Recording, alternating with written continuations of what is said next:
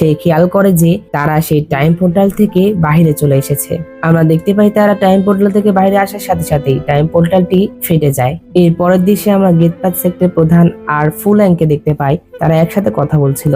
আমরা তাদের কথায় জানতে পারি যে ফুল্যাং যে টাইম পোর্টালে প্রবেশ করেছিল এটা শুধুমাত্র এই গেটপাথ সেক্টর প্রধানের আদেশে। আসলে এই সকল ঘটনাগুলোই এরই পূর্ব পরিকল্পনা ছিল। সেই সোয়ার্ড মাস্টারকে উস্কিয়েছিল এবং সেই ফুল্যাং এর মাধ্যমে টাইম পোর্টালের ভিতরে প্রবেশ করেছে। আর সেই ফুল্যাংকে রাজার সিংহাসনের লোভ দিয়েই এটা করিয়েছিল। কিন্তু এটা ফুল্যাং বুঝতে পেরেছিল যে গেটপাথ সেক্টর প্রধান তার সাথে প্রতারণা করেছে, যার জন্য সে তাকে বলে যে তুমি আমাকে মেরে ফেলো।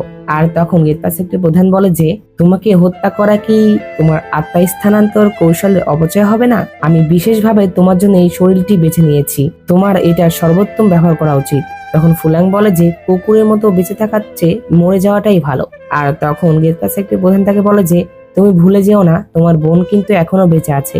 আর এদের কথায় আমরা বুঝতে পারি যে ফুল্যাং এর শরীরে আসলে ইভিল পাথ সেক্টর প্রধান ছিল, অর্থাৎ লিচি। সে মারা গিয়েছিল না, গেটপাথ সেক্টর প্রধানই তাকে ফুল্যাং এর শরীরটি দান করেছিল। আর সে আত্মা স্থানান্তর কৌশলের মাধ্যমে এই শরীরে প্রবেশ করেছে। আর তখন গেটপাথ সেক্টর প্রধান তাকে বলে যে আমার জন্য তুমি শ্যানলুকে হত্যা করো, তাহলে আমি তোমাকে আর তোমার বোন মিয়ানকে রেহাই দিব।